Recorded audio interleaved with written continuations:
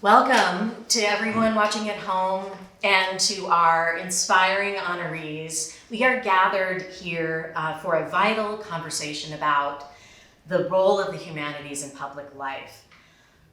But first, on behalf of the Rhode Island Council for the Humanities, I congratulate Onésimo Almeida on receiving the Honorary Chairs Award for Lifetime Achievement in the Humanities, Mixed Magic Theater, recipient of the Tom Roberts Prize for Creative Achievement in the Humanities, the Rhode Island COVID-19 Archive, a partnership project of the Rhode Island Historical Society and the Providence Public Library, which received the Innovation in the Humanities Award.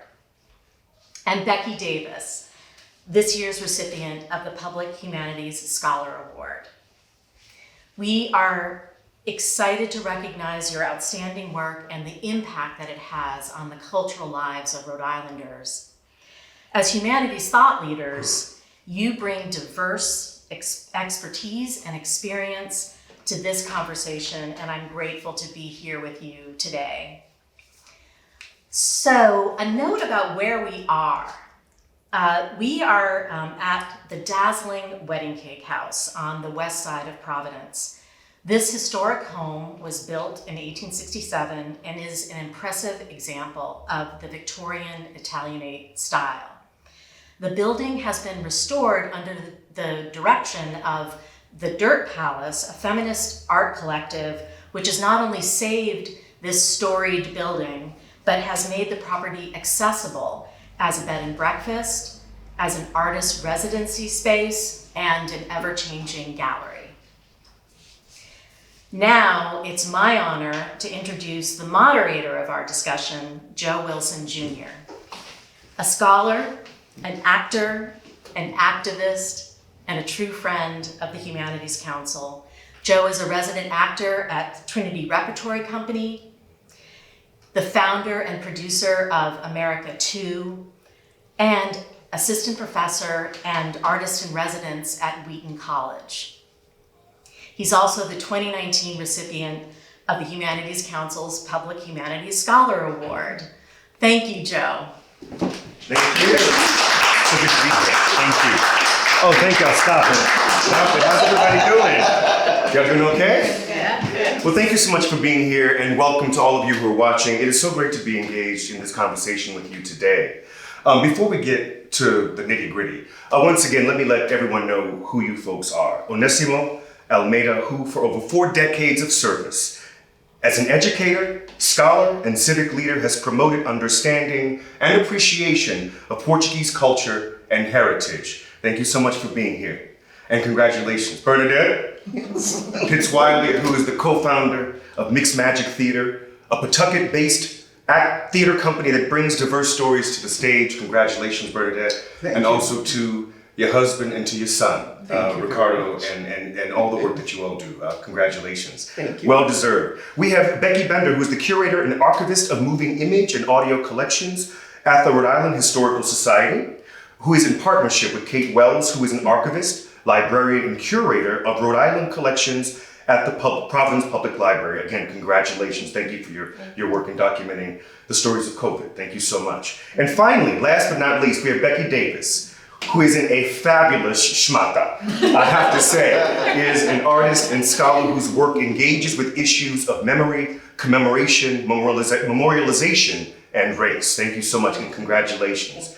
You know, it's so great to be with you all, and I think that when we think about the humanities, we automatically think about the study of languages, we think about the arts, we think about history, we think about philosophy. But what brings you all together and what makes you all so special for our community is you use those modes, those mediums, and you put those into practice and into action to commemorate, to celebrate, to teach, and to serve as activists. And so it's really great work. And so my first question is, I want to talk about our health. And when I mean health, I'm not just talking about, we've all gone through a period now and we're still in the midst of, this is not post-COVID, we are in COVID, a pandemic. We're also in a time when we're grappling with, I hope, a sustained fight against systemic inequality and systemic racism. As well, as, let me get my notes here, because I want to, as well as, and this is the most important thing, the malignancy, the power of the malignancy of nationalism right now in our country. And so in light of all of these things that we're grappling with, I want to give our viewers a chance to learn a little bit more about the work that you do through a question: how y'all doing? How is the health in all of these aspects of the communities that you serve? We can start, let's start with Onésimo. Why? Can you speak to your unique experience of the work that you do, the communities that you serve, and talk to now? How are y'all doing? What have you been through? What are the unique experiences of the communities that you served in this time? Well, trying to answer your question in the context of, within the context you framed, I would say that I'm from a community of immigrants who came to the United States because they came from a poor part of the world, in spite of the fact that they're European and white. They came here because they were economically challenged. There was a poor agrarian community, even though the Azores Islands in the middle of the Atlantic, the Azores the population is basically farmers, in spite of the fact that they live in the middle of the ocean. Only 2% of the population are fishermen. They were farmers, and they started coming here because the American whalers, the whaling ships, had to stop. They followed the rules of nature being, in that case, winds and sea currents. So they had to stop in the Azores to go all the way down to the South Atlantic and then through the Tierra del Fuego to the Pacific and to Alaska to do whale hunting. And they had to stop in the Azores, and they made the Azores a stopping place, an entrepot, because they would go from Boston, bring the mail, supplies, and sometimes the wives of the captains would go to the Azores, and then the ships coming from south would meet there, and the Azores became an important, strategic, absolutely necessary stopping point for those ships, and they needed manpower, so they needed people to work on the ships, and this is why the Azorians started secretly at night sneaking into the ships, and the ships also stopped in Cape Verde, and the same thing happened because they had to stop in Cape Verde. Same thing happened. This is why you have when you talk about the Portuguese at that time, Cape Verde then was a community was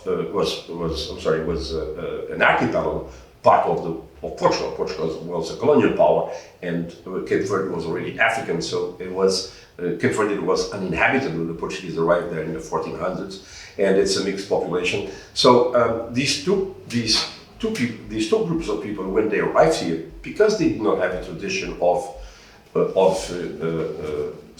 working at sea, they found tremendous opportunities here because the Industrial Revolution was starting here in Pawtucket, in Fall River, in New Bedford, and they just left the ship and started working in those factories.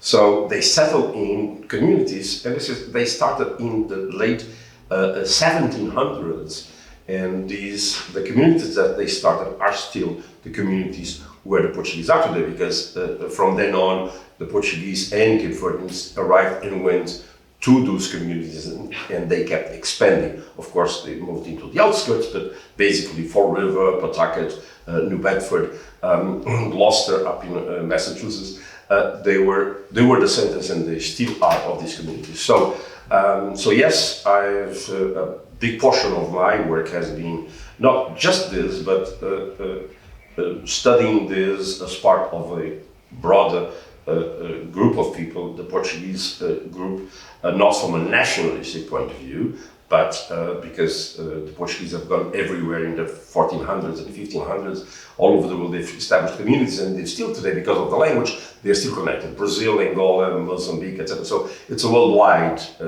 community of speakers, and many of them many Portuguese from all those places are around here. You can go to a restaurant in East Providence, and at lunchtime find people from Angola, from Mozambique, from Cape Verde, from Azores, Madeira, etc. So yes, all my life has been involved in the community around here in many ways, and so I think I fit the context that you frame, so we could talk about these things. Well, what's really great about this is, and this is setting me up for a later question, is your proof of the power of narrative and the importance of narrative, because knowing that narrative it lets us understand where we've come from and how we land today, and how uniquely these experiences affect our communities. So perfect segue to Bernadet. Can you speak about the work of Mixed Magic, speak about your work in the community, and uniquely now, the challenges and the health as you assess that of the communities that you serve? What's happening? What's going on? Okay, taking back a bit in terms of our community, we start by connecting the dots to everything in the past and bringing us up to the future. Because everything that's happened in the past, it informs what's happening right now. And unfortunately, in a lot of ways, those things have not changed, but they're beginning to do so. But let me speak to the African American experience in America. Is a very unique experience. You know, nobody else has had that experience, and we are aware of that. And we're the place that we started in telling our stories. First of all, our history, African Americans' history, did not begin when we landed on these shores in 1619. There were empires, before this.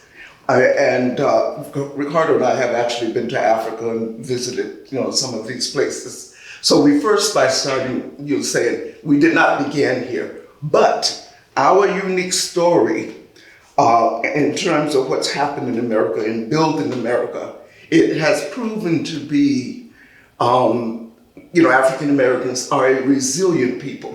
I mean, there are some horrible things that happen coming in, being brought from Africa and lost in the Middle Passage, yet came here and was able to sustain despite language, despite families being ripped apart, despite the cruelty of living, under that kind of regime. So for us, the history continues to, there was a great migration in the late 40s in that once Reconstruction happened, it did not happen in the way that it was supposed to have. We're supposed to have gotten 40 acres of mule and all of that. That didn't happen. Okay, and that was the moment in history when we could have changed everything, but it wasn't. So under the cruelty of those laws, Black people, African American people moved north, many of them. Okay, hence the Great Migration.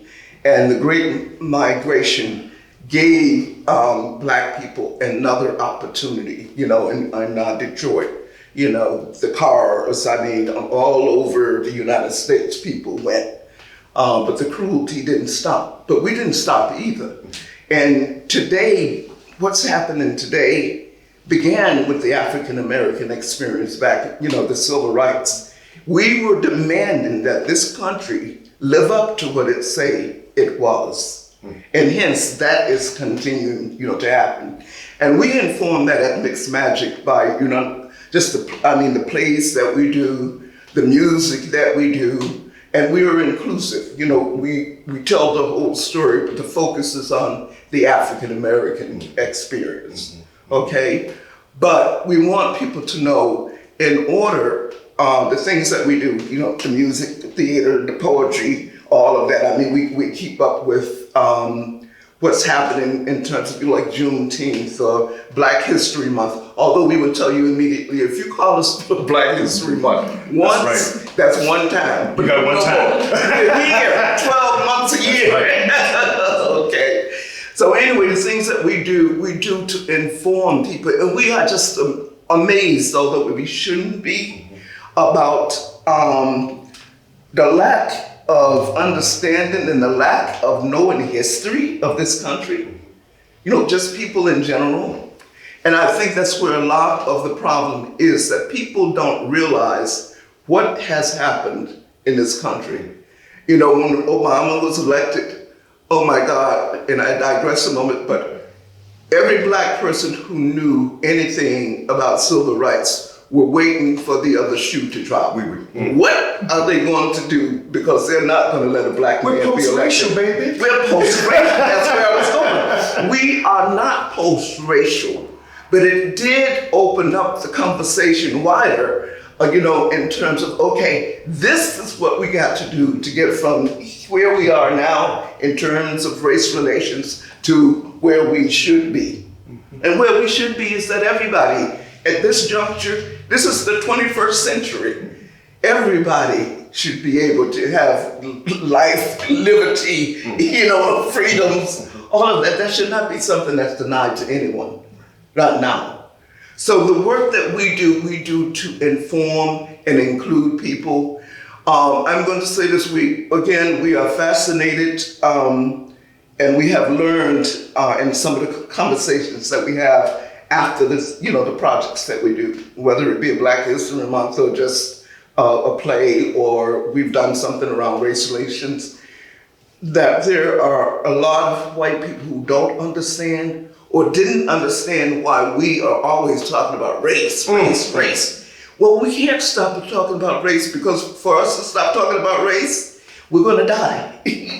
The skin color, the color of your skin, you don't have to do anything for someone to decide that they don't like you, and something harmful, especially Black men, okay? So now that we, in terms of the health of it, now we are so happy, if you will, that those conversations are happening. And yes, they are uncomfortable, but there's no way that we're going to get to where we need to be without having those conversations. And you know what else is not going to happen? Until we have a reconciliation. Again, I digress a little bit. All right. Ricardo and I went to South Africa, to the museum there, Mandela's museum. And we had hoped to see him, but that was during the time that he was very ill, and we lost him that year, as a matter of fact. But anyway, what had happened and what he had done in terms of reconciliation was just like totally amazing. Okay, first of all, it was about not blaming anybody, for what had happened, but the acknowledgement that it happened. These horrible things happened to another human being. Another people, okay? And when people start to recognize that, then, some things were, started to change. And they're not perfect by no means in South Africa, and they're still having their troubles, but it opened that door. And until we do that here, it's not going to be any different. You just can't sweep it under the rug or act like it didn't happen or you didn't know the history. There's no excuse now for anybody to not to know history. We're in the 21st century and all these devices that we have. There's just no reason, just no reason for it. So we got to be, more adamant in bringing people together and, getting them to understand that. And the way that we do it too, actually I created, of course, with allies, a whole diversity program at Johnson & Wales University using the play called The Spirit Warrior's Dream. I think you've heard Ricardo talk about it. Yeah, we're trying to get that one to Broadway, y'all. All right. We're trying. But anyway, we used that play, and what happened with the play on the campus at Johnson & Wales was that everybody, and it has to come down from the top, everybody was invested in the projects. That means that the bakers, the marketing people, the design people, the business people, everybody was involved in it, and everybody learned something about somebody else to make it possible for it to happen. And that's the way we've got, it was like a microcosm of what we've got to do, like in our country. Everybody's got to acknowledge everybody else, and we got to acknowledge there's some horrible things that happened here. Okay. That's what it comes down to. Well, it speaks to also, we live in an age too of we're having conversations about what's the truth anymore. And the power of these ancient narratives that had told certain stories and made us believe this is who we are. And now we're in this place of grappling with, yes, this is who we are, but is this who we want to be? I should also say, mixed magic is fully a family affair. your beautiful, smart, talented son, Jonathan, runs Mixed Magic, and you and Ricardo are the founders. And so I wanted to give a shout out to your son, who is busting his tail. I want to also say one more thing about the present. What I've marveled at what you all have been able to do is how responsive you've been at this time. You've been so present in the public space in terms of the work that you've done, continuing to find ways to produce during this pandemic, really being in a vital, vacant space. Yes. And many arts organizations weren't able to occupy at this time. Right. And it's and we're thankful for that. So let me speak to that. Okay, please. See, for us, the pandemic, it wasn't like something, oh my God, here it is, and we can't do anything. We've been doing this all of our life. Jonathan will tell you, he started when he was a baby. His brother would grab him and read him, stories, history, and they'd have conversations like little old men. So that's been like all of their life. And that's the way my mom was with us. The history. In fact, if you all have not seen, oh my God, it's so amazing. The legacy of things. My mother brought us here to have a better life. Okay, this is like back in early 1960. Jonathan has taken, along with Mary Beth Meehan, who was a photographer, because she did that big thing of my mom downtown. And she and Jonathan have created this exhibit that's just like the first time I saw it, I just fell to my knees and wept at Waterfire, because it was the personification of what we were born here to believe, the legacy, the education, what it takes. You keep trying, and you try to help somebody else along the way. And when I walked into Fort Waterfire and saw this whole span of, articles and books and things that she had collected over the years, it was just amazing, because it was, we were able to share it, with the community. Not just the Black community, but with the community. And these are also people who are being seen. And these are people who are being seen. Of that work, we are seeing of that work, from where it comes. So even though there were great people who marched with Martin Luther King, and we do have a show called, oh my God, they will kill me, Fate Comes Knocking, and where we honor the foot soldiers of Martin Luther King, not so much about Martin Luther King, but about the people that marched and suffered, with him to make things better for all of us.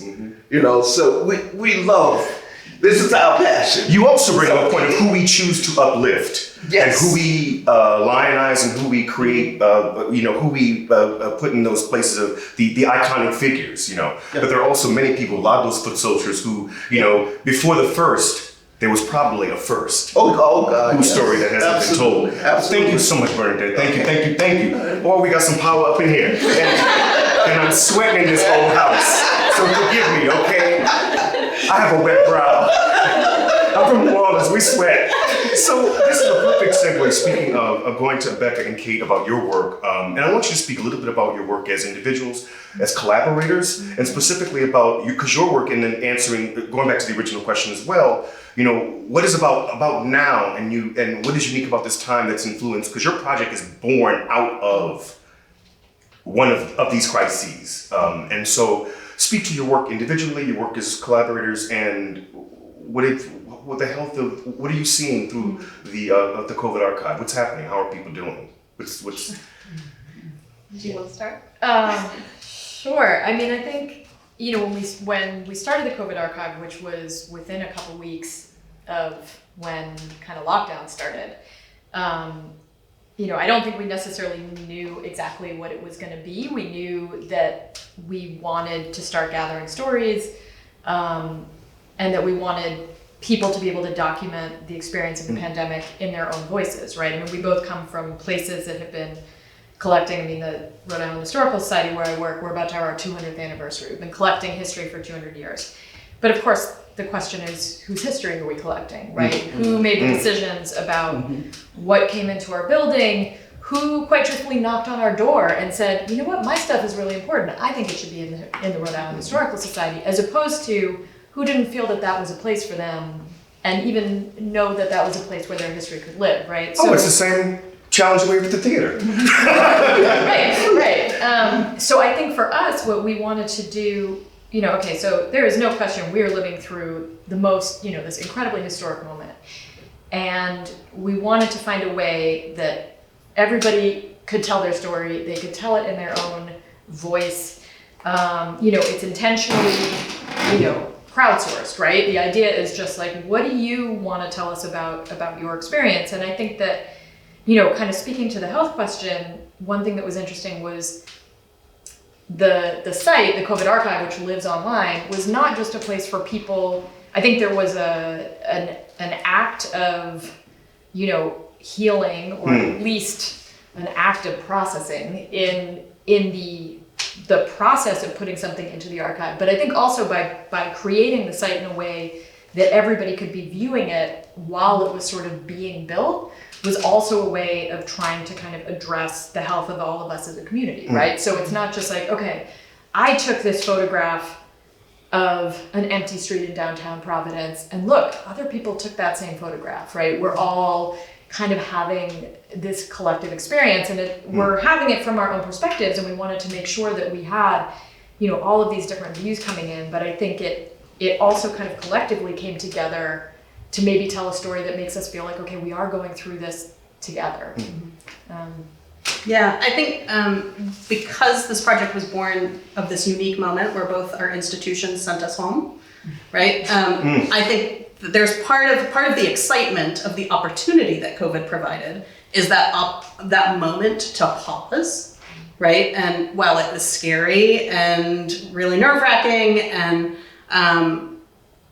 sort of the anxiety around what will happen next was certainly present, it also enabled us to have conversations as partnering institutions, but also around the sort of digital infrastructure that we utilized that we would never have made time for before, frankly. I mean, the project was born because we had a moment to stop. And I think our larger group conversation over the course of now 18 months plus we're going, we thought it would be a 6-month project. Right. It's unending at this point. We are still getting contributions and would love them.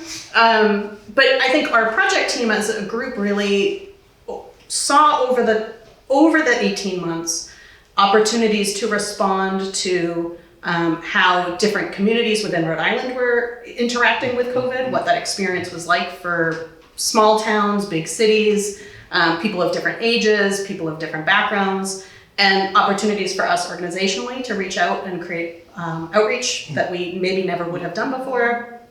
But also internally, I think really grasp with conversations at an institutional level around how, for example, were Black Lives Matter protests this summer informed by COVID? Would they have happened in the way that they happened if we weren't under restrictions and lockdowns?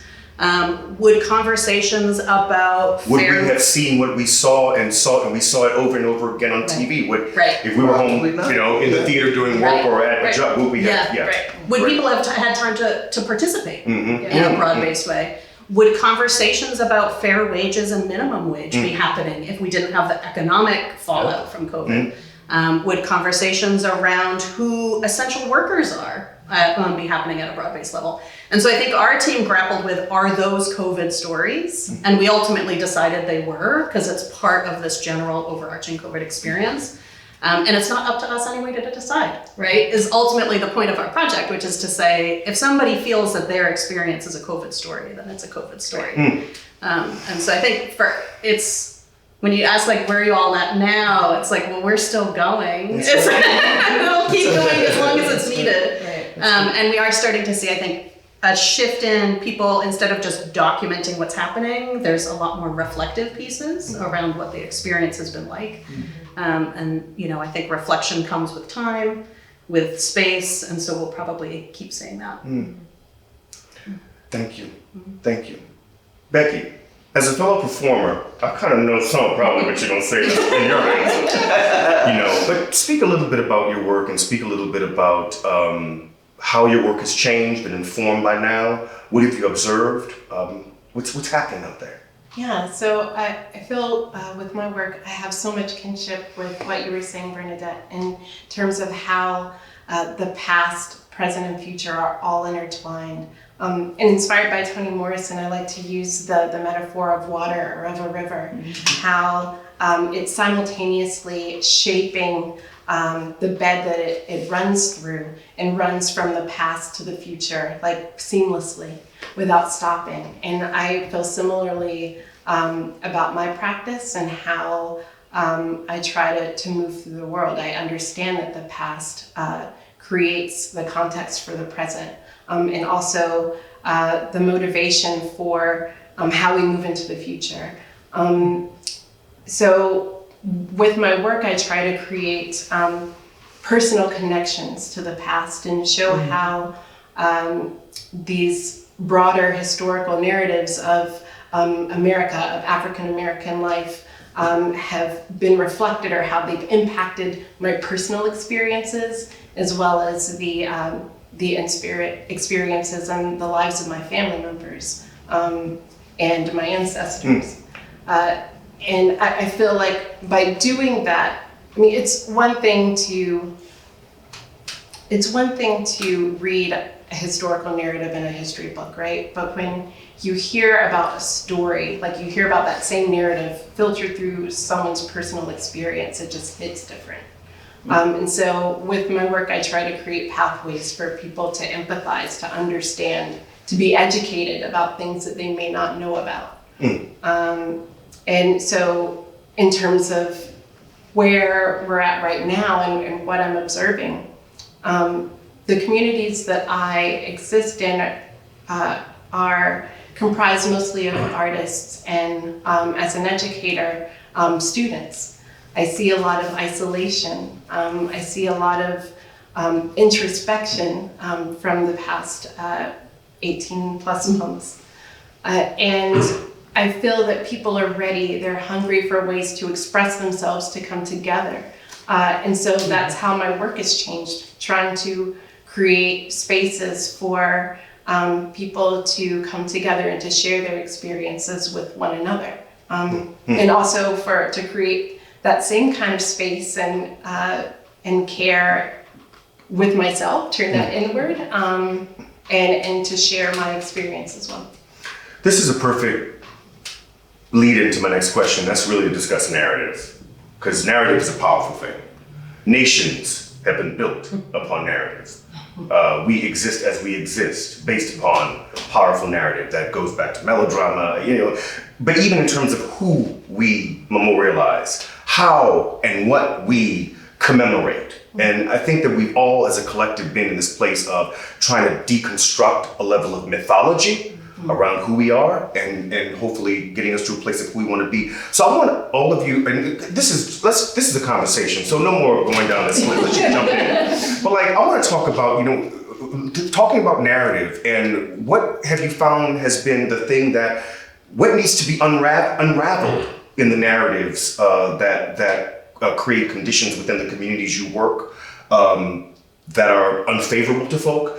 And what are the new narratives, the narratives that we should be interjecting into the public sphere? So deconstructing myth, and what are those narratives that we need to hear more of and celebrate? And maybe it's what you've discovered in your work, because the sort of not reflexive, but the in the moment idea of creating this thing to be in response to. So can we talk about narrative and talk about mythology, and talk about what you do in your work what kinds of stories are you trying to put back into the public space? Another way I'll put it, what are those truths that need to be told?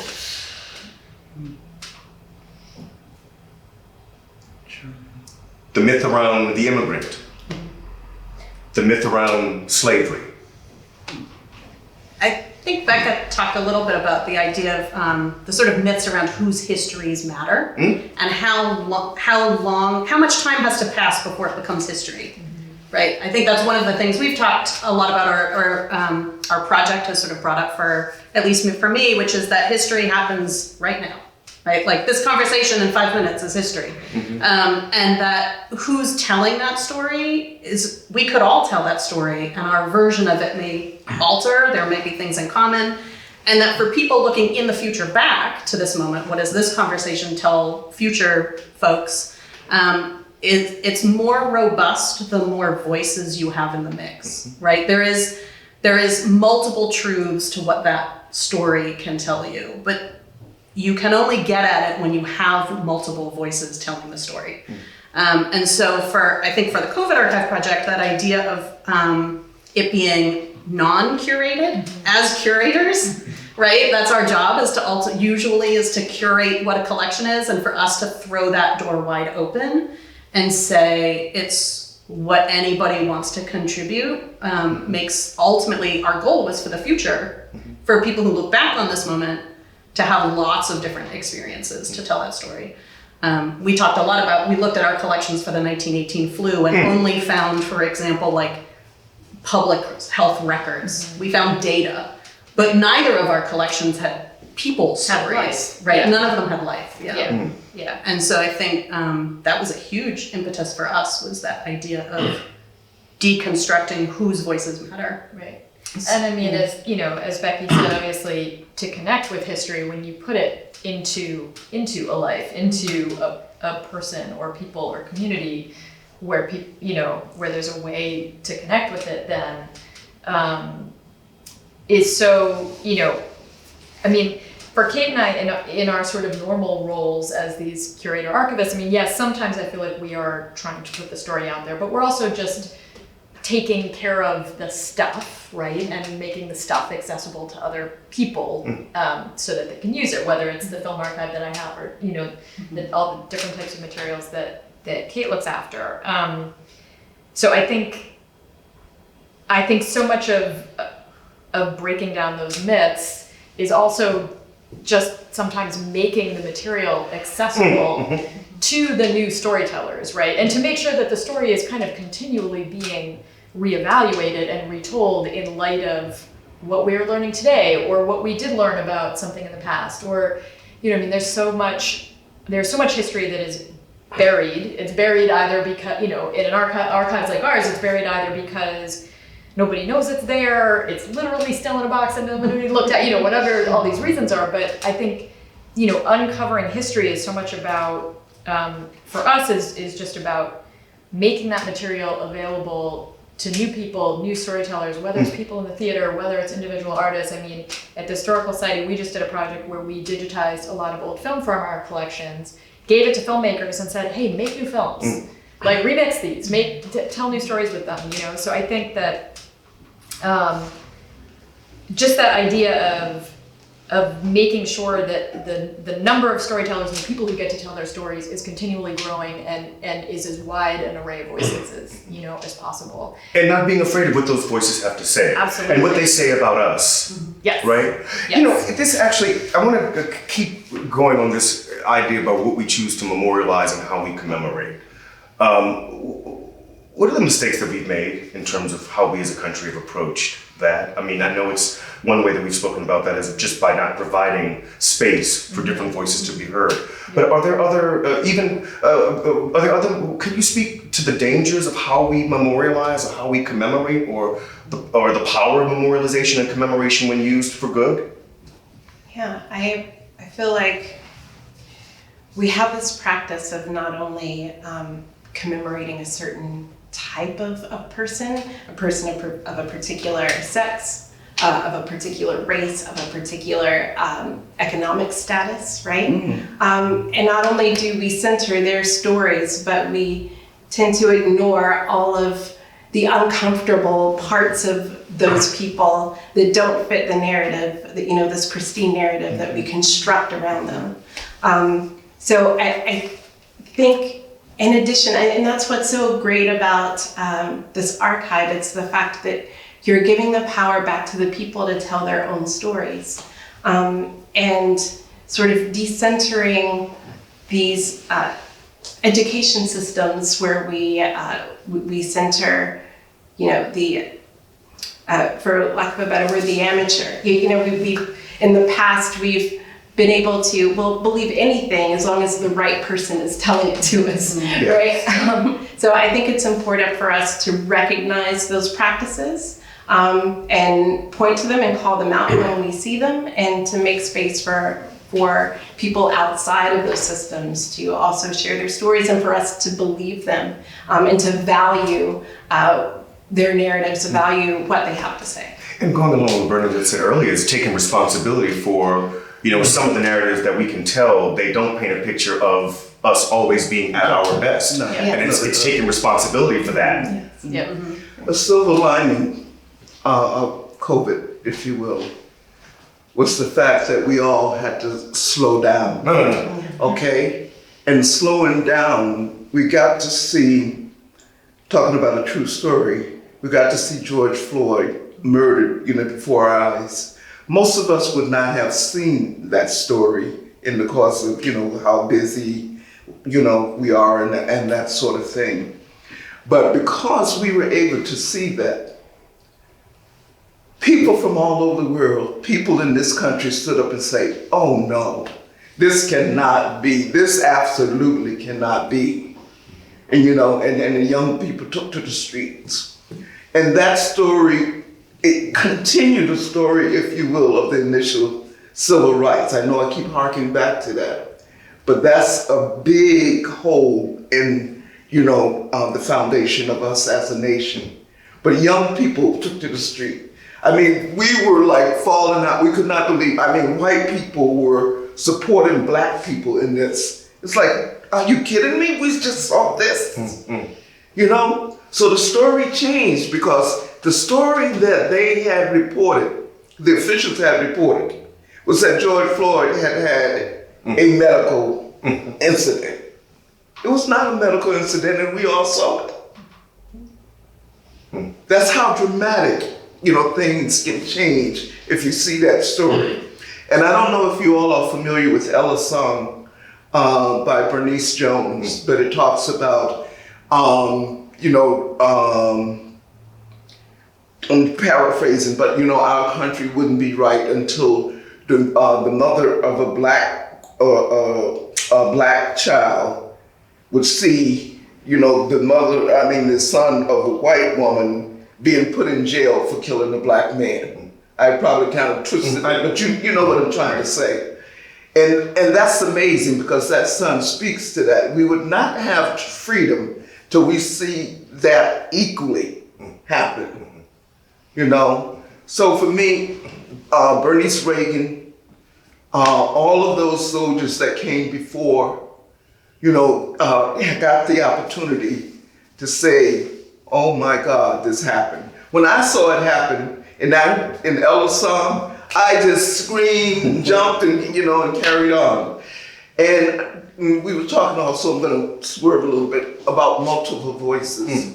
Multiple voices also include that you as a person, as a black person or an Asian person or a Native American person, you become the token and people just going to no, we are not monoliths.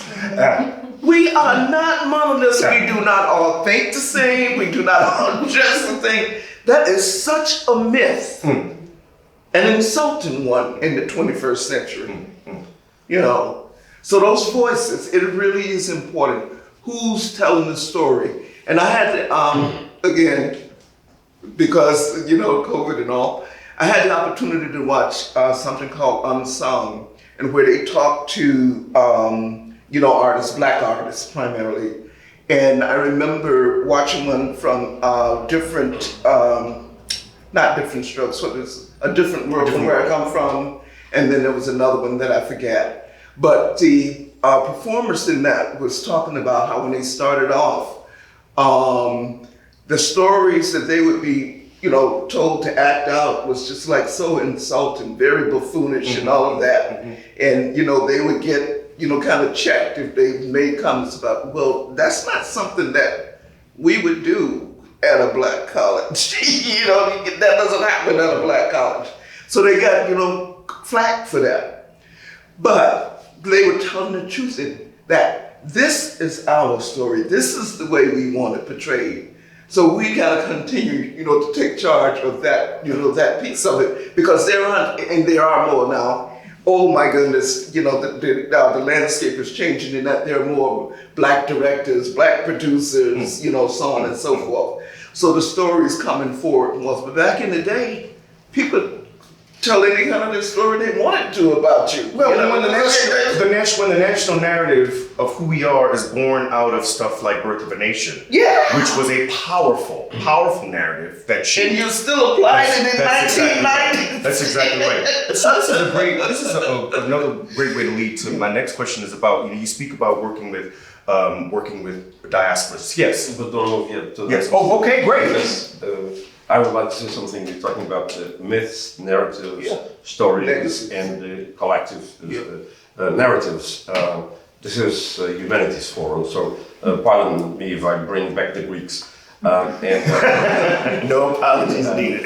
The word story and myth are pretty much the same. So the Greeks invented myths to tell stories. Myth was a story. A fable, a Greek fable, ended on mythos deli. The story shows.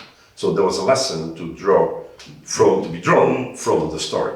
Okay, Ulysses, when he wrote Ulysses, the great poem, a story is a myth. The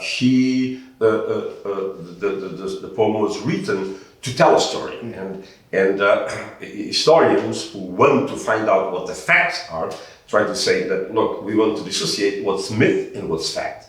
Now, the problem is that it's very hard to get to the facts. And life is a mixture of facts and values, and they're all intertwined, and it's very hard to dissociate. So myths and stories are basically the same, and everybody tells stories individually and collectively. So the problem was when the ones who were after the facts, not realizing that they were not just telling facts, that all the facts were wrapped up in values, started presenting as facts a narrative, individual, basically most of the time collectively, of a nation, of a group, selecting facts with a view or wrapped up in a bunch of values that basically presented only their way of looking at their values, their appreciation, what they valued. And this became monolithic and predominant, and the other stories seen from other people who saw things or felt things differently, who had different values, were left out. So the problem about this is this: collectively, individually, we all need stories, but we also need why do we need? We need a positive look about ourselves. In general, there are exceptions to everything. There are people who can spend a life writing terrible things about them and negatively, but they write it beautifully that people read them. But in general, human beings need a positive view about themselves.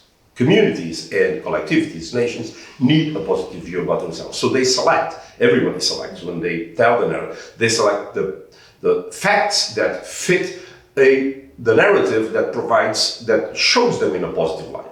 So it is legitimate that we also should allow all the other groups to do the same. So we must recognize that we all do the same. But we also have to be careful with this thing. You mentioned truth, and there were some laughs about truth. Well, be careful. There was a man who came up, Nietzschean modern guy, Trump, who said there's no such thing like Nietzsche said, so I can make up mine. So if we get to that level, we are going nowhere. So we have to be careful about trying to separate what facts are and what values are, but understanding that when it comes to personal and collective narratives, we should be able to listen to the stories of others, because the others are doing it just like you're doing. They are looking for a positive image of themselves. It's not their fault that the past was whatever it was. They like to see themselves in a positive light, and this is how we should all get together, is what from now on to the future, what sort of values should we share in order so that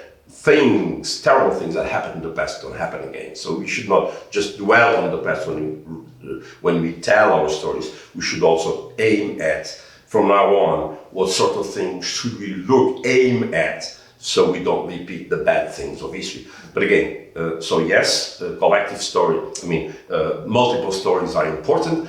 All groups tell stories. All groups tell stories from their point of view, and it's legitimate that we should listen to all of them, but we should not be here talking individually, each one to it, one's own corner, telling my story if nobody's listening. So we have to listen and think of, we are doing this because we want to correct the past and look and try to have a future where these bad things don't happen again. That's beautiful. That's beautiful. But in dealing with the path and dealing with, going forward, we do have to tell the truth. And that's where we're not at yet. Our history books do not tell this truth, because they don't tell the truth that everybody that's, come to this nation and their experience in this nation. So until the history books tell the truth, I mean, it's half, and people don't know, what's going on or what is really, what has really happened. In some ways, I mean, if you haven't had, an education, not just in the school system, but in your own family, in your community, then you don't know the real history. So you go along with anything, okay? And that's where we need to start right now. Before we get to what I was talking about earlier, reconciliation, we got to start telling the truth of what really happened to everybody coming into this country. Now, I'm not just talking about the Black experience, but everybody that came to this country and built this country, the truth needs to be told. Now, one thing that unifies all of you, especially through the work that you all did with the COVID archive, with providing access for folk who just were not English speakers, the work that you do with the Portuguese community, immigrant community, the work that you all work in a wide diasporic system of people. And can you speak to the power of providing space for those stories to be heard? If it's not in English, if it's not, that thing that we understand in front of us, if it's not what we understand as American, again, buying into the myth, that we just don't provide spaces for that. Speak English. What has been the power? What have you discovered in being able to mine and provide space for those stories, for those different kinds of storytellers and those modes of storytelling? I will just start by saying this is like a sort of very basic tech thing that we came upon very early on. We were like, how do we translate? Like we didn't have a web designer, right? This was like a couple people, the two of us, a few other people who worked in our organizations. We were all trying to build a technology platform, right, to accept these contributions. And we were like, Google Translate? We don't know. And we also live in a culture where things get lost in translation even more now with email, with text messaging. I mean, those of us who are predominantly English speakers, things get lost in translation. So that challenge, even for folk who don't have the capacity to share those stories. And so that, please. Yeah, no, I mean, it was a huge conversation with us early on. Is what documentation are we creating? What languages do we need to translate that documentation into? Okay, we're in Rhode Island, very clearly Spanish, Portuguese, what additional languages, what capacity, what resources do we have to get those things translated? How do we make sure that, our site, very sort of basic was upload your item, give it a title, give it a description, et cetera, making sure that the website could be translated into any language so that somebody could read what those prompts were and, put their objects in understanding the site and putting their materials in whatever language, they created them in. And then quite truthfully, because we were sort of limited in our promotion and outreach of this project, was then who has become aware of this archive, right? Either because they follow the Rhode Island Historical Society and PPL on social media, or they've somehow kind of come across this through some other, outlet. But how are we doing outreach to people who might speak other languages? And are we doing outreach in their language? Are we doing it, through community members who belong to those communities, et cetera, et cetera? I mean, so for us, it became a teaching moment for you as well in terms of your policies and practices, right? Absolutely. Sorry, I'll let you jump in. Well, I was going to say, one of the things we realized, I think maybe about 6 months in, was that there were certain stories being captured and many others not being captured in the archive. And one of the stories we were definitely not seeing was the impact on Latino communities, specifically Central Falls, East Providence, areas of East Providence, Olneyville, and they were most hard hit by COVID. So it was like, why? Well, we're not getting those stories. Like, how do we reevaluate how we're letting people know we want their stories? So we did get a Council for Humanities grant, which enabled us to hire somebody who is fluently bilingual, who was already working in public health on the ground, doing COVID outreach to those very communities. And one of the things I think that was maybe a big learning experience for us was that she came back with very practical solutions that hadn't occurred to us, right? So we thought, like, this digital platform that's so accessible. And she's saying to a lot of people who maybe don't have Wi-Fi at home, or maybe don't have a smartphone, or maybe don't trust you as an institution, right? Like, maybe there's other ways you need to be thinking about outreach. And I think for us, it was like we were thinking that this technology platform can solve so many access issues, when it was really helpful for somebody to help us take a step back and say, there's bigger conversations at play culturally that you all need to be aware of. And so I think that piece of it for me was like, almost like that will apply to anything else I do in my job, right? Which is that it's always taking a step back to say, like, what am I assuming? That actually I need to peel back and think about that a little bit more. That's great. And speaking, And it becomes about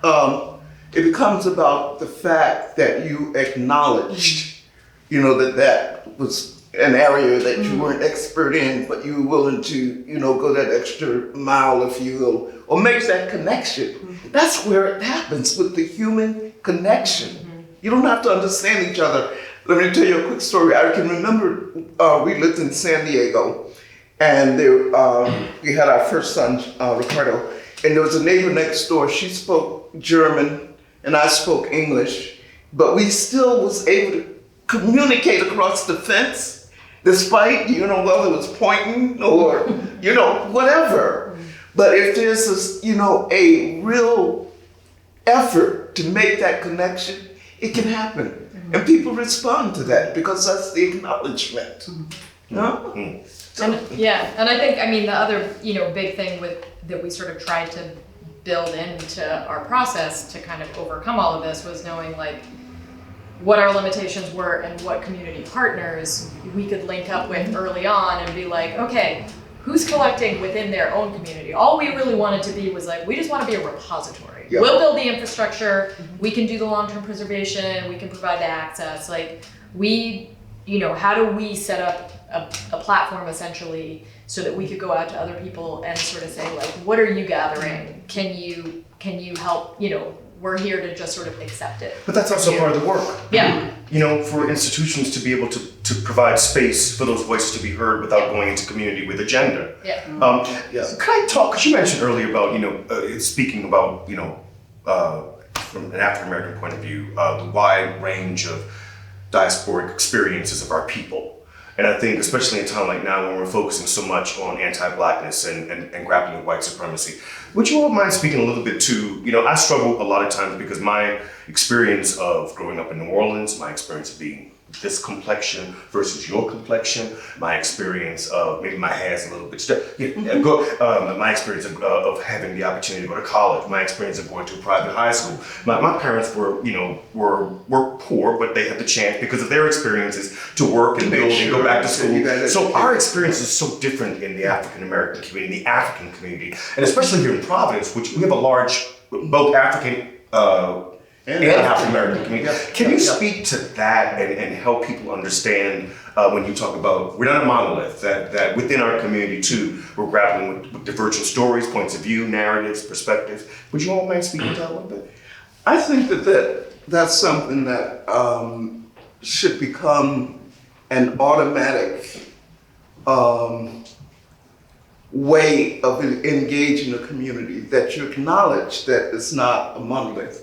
Now, when I was speaking earlier, the assumption may have been made that I was talking about African Americans, and I was to some degree. We're not all alike. There are classes, there are colors, all of that comes into play within the African American. And when I'm talking about the African American that was born here, but there's an assumption that because you're black, I mean, like you understand what's happening with Africa or Haiti or any other person of color, and that is just so not true, because the experience, you know, and coming up is just so vastly different. The culture you're coming up in is so vastly different. Now, where it speaks to real time now is that sometimes organizations will hire one person of color, one or two, maybe Latino, and now it's African, Latino and African, and they assume that those two communities know something about the African American community, and they do not. And that does come into play when you're coming to the table. You know, you're making decisions about things. It's like, how can you make a decision about this experience, my experience, where you know nothing about it? I am not represented here. So how do you go about doing that and move forward? So that all needs to be taken into play. The monolith is across the board. That's got to change.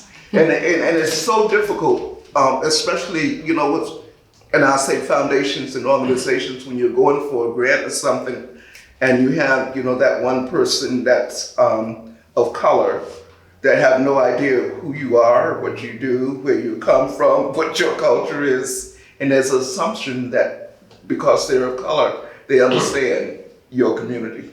Not true. Absolutely not true. That's something that needs to be changed now in real time. The representation needs to come from the communities, you know that you're from, and provide spaces for those additional. To provide those. That's right, and resources for those additional, especially resources, especially in because to do this kind of work takes more resources. To build that infrastructure takes resources, and how we spend our money is a direct reflection of what we value. Becky, you want to jump in on this? Oh, yes, I was sorry to interrupt you, Bernadet. I was just going to say that one of my favorite artists once said, reality is prismatic, Arthur Jafa. He's a video artist. And I wanted to offer that here because when we think about a prism and rainbows, we understand that the richness of life comes from having a multiplicity of perspectives. I think where we get into trouble is that sometimes we think of truth as being singular, like there's a singular truth, but there's not. There's a prism, there's a spectrum of truth. Each one of us here comes with our own truths. So honoring that and holding space for acceptance of someone else's truth as also truth, I think is key. And absolutely what you were saying, resources are also key. Having multiple perspectives with things like when we're offering resources is also key. Let me just tell you another true story. This whole idea of one is enough. Oh dear.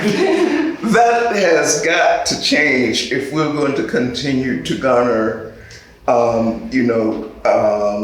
the artistic treasures that we have in our community from all walks of life, all colors. That's really got to change. And the story that I'm going to tell you is that people quite often say to us, especially back in the day, it's like, when we're looking for resources, like, well, and this is when Black Rep was here. I don't know if you're familiar with Black Rep, but it was like, why do we need another theater if we got one? Black Rep is downtown. Why should there be another Black theater? And we're looking at like, there should be many more Black theaters. That should, or other theaters, people of color.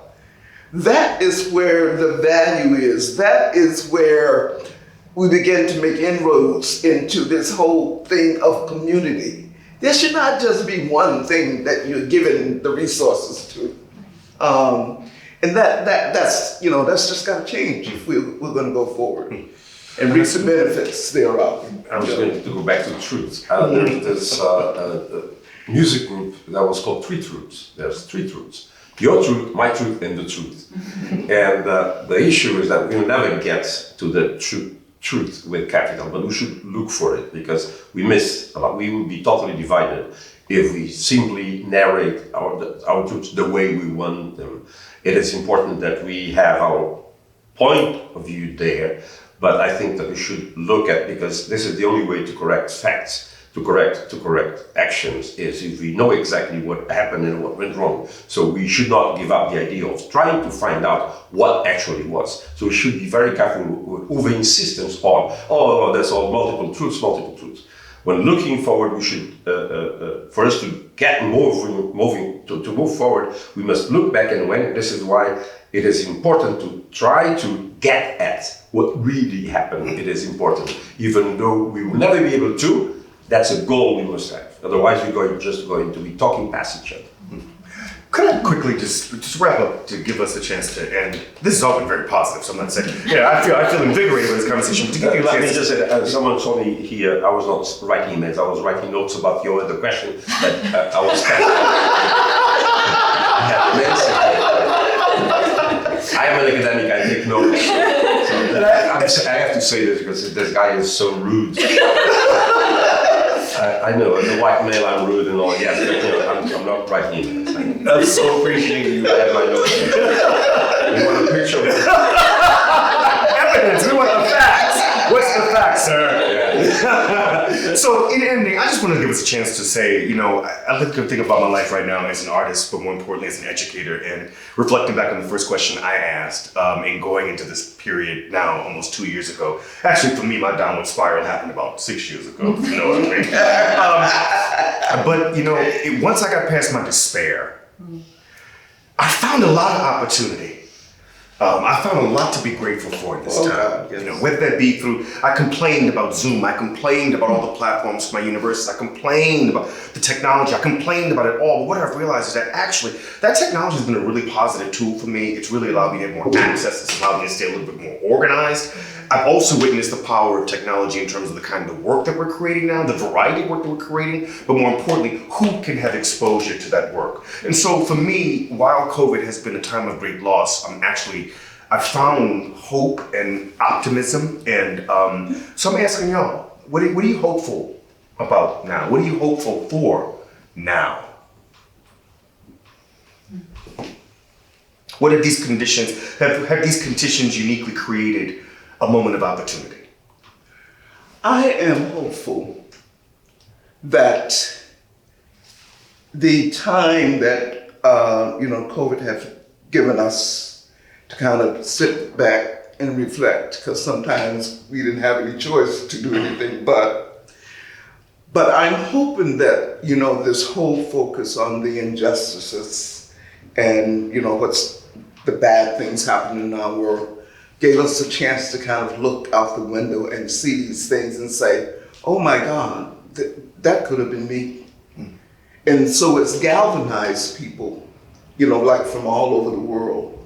And I'm hoping, especially in this country, I'm hoping that the positive things that we have made towards injustice and race relations will continue. Oh, there's a lot of ugly stuff that's still going on.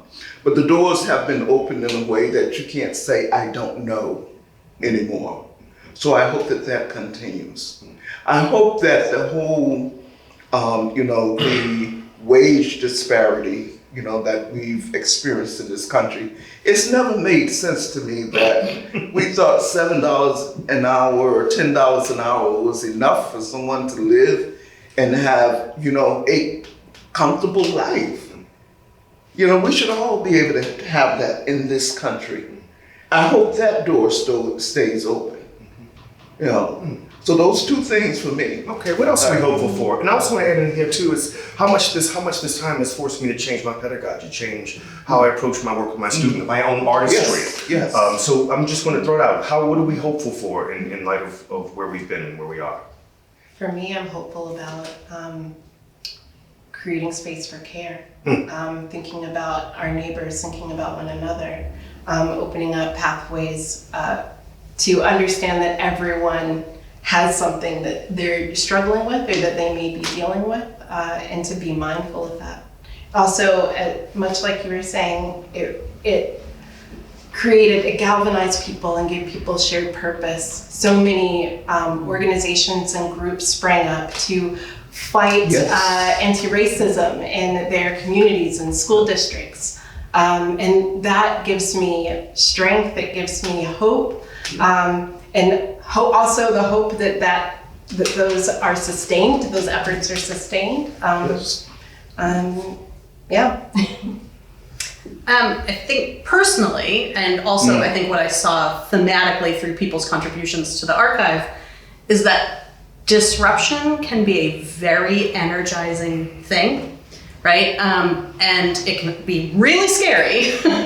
And the sort of question mark that it leads you is like, where does your action take you? And I think it is rooted in what are the values? Like, you have that moment of stillness to say, you know, gosh, how important are my connections with people, literally family members who I'm not seeing in person, or friends who Becca and I knew each other, but not well. And literally she was my lifeline multiple days a week through Zoom, right? Yeah. And so like the way that you can build relationships, that might look different, but that interconnectivity is ultimately at the heart of, I think, what is valued by almost, I mean, it doesn't matter where you are in the political spectrum, like your connections to another person are what ultimately matters. And that, I think for me, the value of having to stop my day-to-day and sort of totally create something new to fill my time, whether that was work-wise or personal life, I think I'm hoping to build that in, I think, in a regular way. Yeah. Anyone else? I mean, No, I mean, you know, what you were saying about the technology to me has been pretty revelatory, I think, in this moment. I mean, I think about like the programs that we do at the Historical Society where it's like, okay, at 7 p.m. on a Thursday, like who could come to one of our buildings? Not somebody who had like a kid at home, not somebody who didn't live nearby, you know, all of these, there's so many opportunities, I think, now to just get these educational programs, cultural programs, whatever it is we're doing. I mean, even, you know, my annual conference that I go to for moving image archivists, like you had to work somewhere that could pay to send you to that conference that was last year supposed to be in El Paso, Texas. It was canceled. You know, now it's like, we can go to virtual conferences. There's a lot missing from a virtual conference, and I miss those in-person conferences. And I hope that we land on some sort of a hybrid model in the future. But I think, you know, in terms of kind of from an inclusivity standpoint, I mean, again, still understanding technology barriers and all of that, but I do think there's been a huge opening that this technology has given us, and I hope we find a way to not drop that entirely when we can suddenly go back to in person because we're so happy to be in person, right? It's got to be like, okay, now maybe we gather in a theater, but we have a live stream that's going out at the same time, and all of these other audiences can continue to still participate in that. So I think we've learned a lot there that I hope we hold on to. Great. Something bad about the hybrid model right now is teaching students with their face covered, and I cannot memorize their faces. Right. I sent them an email and said, please help an old man, send me a picture of the art. I'm going to print, you did that? I'm going to print and write notes when you talk and all this stuff, otherwise, you know, I just can't. I was glad one student this morning sent me an email saying, I do the same, I'm going around taking pictures of people because of classmates, so I memorize their faces. Anyway, so, but in answering your question about hope, I'll say something first about hope.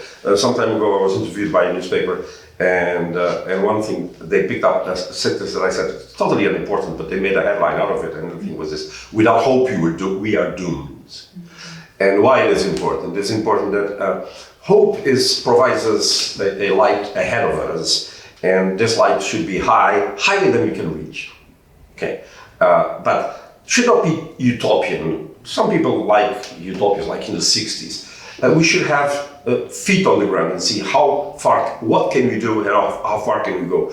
But we should aim at higher than we can, because if we aim this high, we reach here. If we aim this low, we not even get there. So we have to be balanced with hopes, but it is important. This provides us a direction, and the belief that hope is not only the hope, but it engages us. It should engage us. I hope that this happens, but I'm going to do my job to make it happen. That's very important. And what things should we hope for? I teach a course at Brown about modernity, values of modernity, and it has a bad rap. The values of modernity are still the ones that we should hold on to. Freedom, justice, equality, democracy, education, progress. These are, the thing is, we want them for everybody, not just for a few.